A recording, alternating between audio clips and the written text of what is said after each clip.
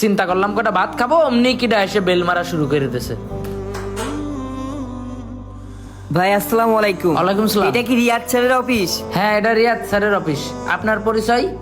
আমি SKR বৃদ্ধাশ্রম থেকে আসছি, স্যারের সাথে একটু কথা ছিল।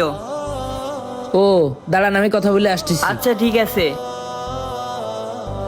আসসালামু আলাইকুম স্যার। ওয়ালাইকুম সালাম। স্যার, ওই একজন দেখা করতে আসছে আপনার সাথে। কে আসছে? স্যার চিনি নে, আগে কোনোদিন অফিসে দেখিনি তো। এমনি পরিচয় দিল যে SKR বৃদ্ধাশ্রমের থেকে এসে। SKR বৃদ্ধাশ্রম থেকে? ও, ওইখানে তো আমার মা থাকে। তুমি গিয়ে উনারে তাড়াতাড়ি ভিতরে পাঠাও। ঠিক আছে স্যার। ও ও স্যার, চাটা খাবেন নাকি? আপাতত চা লাগবে না, তুমি আগে গিয়ে পাঠাও।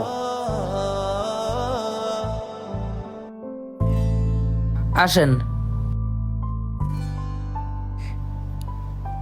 ওই যে স্যার ওই রুমে আছে, ভাই যান।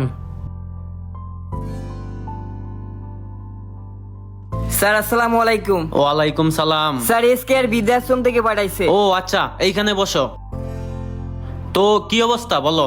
স্যার আপনার মা তো কিছুদিন যাবত খুব অসুস্থ, বারবার আপনার কথা বলতেছে, তাই আপনাকে খবর দিতে আসলাম। আপনাকে অনেকবার কল করছি কিন্তু আপনি তো কল ধরলেন না। দেখো, আমি 15 দিন ধরে চিন্তা করতেছি আমি ওইখানে যাব মাকে দেখতে, কিন্তু সময়ের অভাবে কাজের চাপে যাইতে পারতেছি না। আর মা অসুস্থ কেন? তোমরা ডাক্তার দেখাওনি?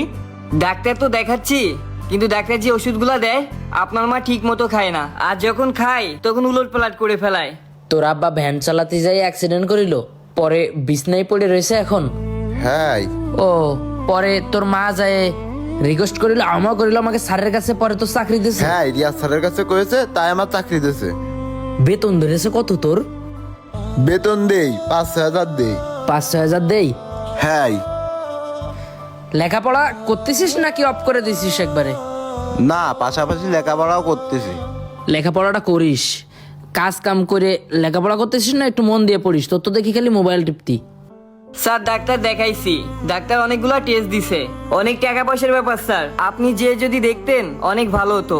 দেখো, এমনিতেই আমি অনেক ঝামেলায় আছি, আর আমার মাকে যদি আমার ওইখানে গিয়েই দেখতে হয় তাহলে আমি বৃদ্ধাশ্রমে কেন পাঠালাম? তোমরা থাকে দেখাশোনা করবা দায়িত্ব নিয়ে, আর তার জন্য যা টাকা পয়সা লাগে তা তো আমি প্রতি মাসে দিতেছি তোমাদের, আরো লাগলে আরো দিব।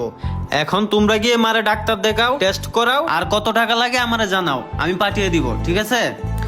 তাহলে আমাকে রিয়াদ স্যারের বাড়ির পাশে যে টিনির বাড়ি, ওইটা তোদের বাড়ি? হ্যাঁ, ওইটা আমাদের বাড়ি। এই স্যারের মার বৃদ্ধাশ্রমে রেখে এসে কেন? স্যারের বাড়ি দেখাশোনা করার জন্য কেউ নেই? আছে তো, তার বাড়ি বউ ছেলে বেলে সবই আছে। একদিন কেন দাম বেঁধেছে স্যারের বাড়ি, তার বউ বলেছে মা থাকলে ওই বাড়ি সে থাকবে না, ওই কারণে থোয়া আছে বৃদ্ধাশ্রমে। ও এই কাহিনী তালি। আচ্ছা ঠিক আছে, যা কাজ কর। ভাই কথা হয়েছে? জি হয়েছে। স্যারের মা আপনাদের বৃদ্ধাশ্রমে? হ্যাঁ। ভাই স্যারের তো অনেক টাকা পয়সা, তাহলে স্যারের মার আপনাদের বৃদ্ধাশ্রমে রেখেছে কেন? আরে ভাই, যাদের টাকা আছে তারাই মারে বৃদ্ধাশ্রমে রাখে, গরিব মানুষরা মারে বৃদ্ধাশ্রমে রাখে না। ঠিক আছে ভাই, তাহলে যান। চা খাবেন নাকি ভাই? না ভাই, খাবো না। ও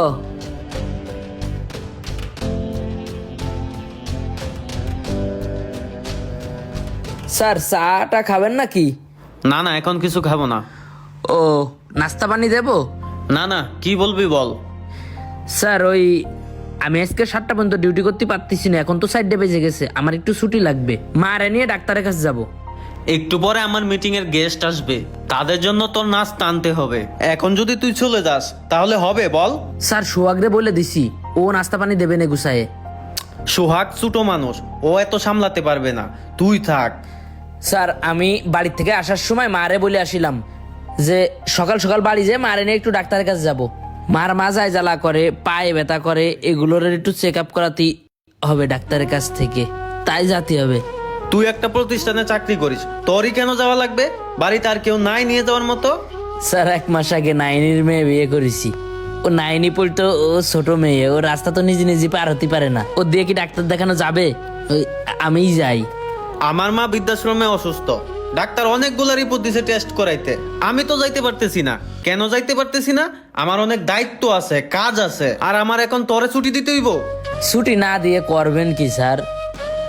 এই যে দেখেন, কাজ করতেছি, চাকরি করতেছি, টাকা ইনকাম করতেছি, 10,000 টাকা যে বেতন পাই, এগুলো দিয়ে কি করব? মারেই তো খাওয়াবো, মারে খাওয়ানোর জন্যই তো চাকরিটা করতেছি। বিয়ে করেছি তো স্যার শুক্রি 2 দিন। এর আগে তো সংসারে মা আর আমিই ছিলাম। এই যে চাকরি করি, কষ্ট করি, বেতন যে পাই, এ তো মার জন্যই কষ্ট করি, চাকরি করি। আর এই বেতনটা নিয়ে যে মার পিছনেই খরচ করি স্যার। এখন মারে যদি সময় না দিতে পারি তাহলে চাকরি করে লাভ কি? শোন, মার প্রতি সবারই ভালোবাসা আছে, তোর এত ভালোবাসা প্রকাশ করতে হইব না। তোর ছুটি লাগবো আজকে নে, আর ডাক্তার আজকেই দেখাই আসবি, ঠিক আছে? বারবার ডাক্তার দেখানির উছিলায় ছুটি দিতে পারুম না। স্যার আমার মা যেই কয়বার অসুস্থ হবে আমি সেই কয়বারই ছুটি নেব। এই বিষয়ে কোনো বাধাবাধি দেওয়া যাবে না। এতে যদি বাধা দেন তাহলে আমার চাকরিতে রাখার দরকার নেই। যে পরিমাণে গেস্ট আসে আপনার অফিসে, আর যে পরিমাণে চা বানানো শিখেছি স্যার, ওই গাজীর মোড়ে যায় একটা চার দোকান দিলেও বেচে কিনে সংসার চালাতে পারবো। দিন শেষে অন্তত যায় মারে সময় দিতে পারবো। নিজের ব্যবসা প্রতিষ্ঠান থাকবে, যখন ইচ্ছে তখন বন্ধ করে দেবো, তখন কোনো বাধা বিঘ্ন থাকবে না। এ চাকরি নিয়ে আমি ডরাই না স্যার। আর স্যার আপনার তো অনেক টাকা পয়সা, আপনি আপনার মারে বৃদ্ধাশ্রমে রাখিছেন কেন? স্যার সময় থাকতে একটু বোঝেন, মারে সেবা করেন, মার পাশে থাকেন। এমন একটা দিন আসবে স্যার যখন চাবেন একটু মারে সময় দিতি, মার পাশে থাকতি, কিন্তু মারে পাবেন না। মনটাই চাবে আপনার মারে কবর থেকে টাইনে তুলে একটু সেবা করি। মায়ের পায়ের নিচে তো সন্তানের বেহেশত। মার এই যদি সময় না দেন, এত টাকা পয়সা দিয়ে কি হবে স্যার? এই যে টাকা পয়সার পিছনে ছুটতেছেন, কম তো টাকা পয়সা কামান না।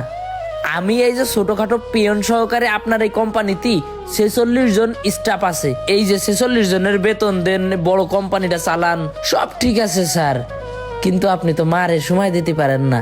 এই যে ব্যবসার দিকে সময় দিতে যায় আপনি মারে ডাক্তারটাও দেখাতে পারতেছেন না। স্যার একটু চিন্তা করেন দিন, আপনি কন্ত হয়েছেন। ও স্যার আপনি কি বৃষ্টির মতো আকাশ থেকে টপাস করে পড়েছেন নিচেই তারপরে বড় হয়ে গেছেন? এটা কিন্তু না স্যার, আপনার মা 10 মাস 10 দিন গর্ভে ধারণ করে আপনারা কিন্তু জন্ম দিয়েছে, আমাদের মারাও আমাকে দিয়েছে, আপনারে বড় করেছে। স্যার আপনি যখন ছোট ছিলেন, ছোট থাকতে যখন অসুস্থ ছিলেন, আপনার মা কিন্তু কাজ কাম সব ফেলাই রেখেই আপনারা সেবা করেছে, আপনারা সময় দিয়েছে।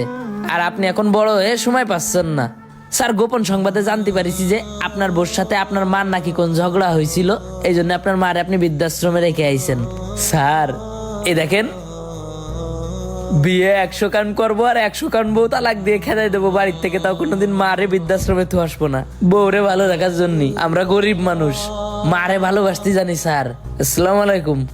বৃদ্ধাশ্রম তাদের জন্যই তৈরি হওয়ার কথা ছিল যাদের কোনো ছেলে মেয়ে নেই, কিন্তু বৃদ্ধাশ্রমে গেলে দেখা যায় ভালো ভালো পরিবারের বাবা মাকে তারা বৃদ্ধাশ্রমে রেখে আসে। যেই ছেলে মেয়েরা বাবা মাকে বৃদ্ধাশ্রমে রেখে আসে সেই ছেলে মেয়েরা একটা কুলাঙ্গার। তাদের যেন কখনো ছেলে মেয়ে না হয়, তারা যেন কখনো বৃদ্ধ না হয়।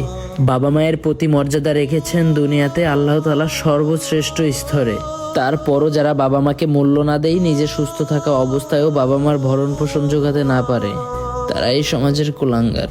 যারা বাবা মাকে বৃদ্ধাশ্রমে রেখেছেন তারা হয়তো জানেন না দুনিয়াতে থাকা অবস্থাতেই তারা জান্নাত হারিয়ে যাচ্ছেন। তাই সময় থাকতে বাবা মার সেবা করুন, বাবা মায়ের পাশে থাকুন।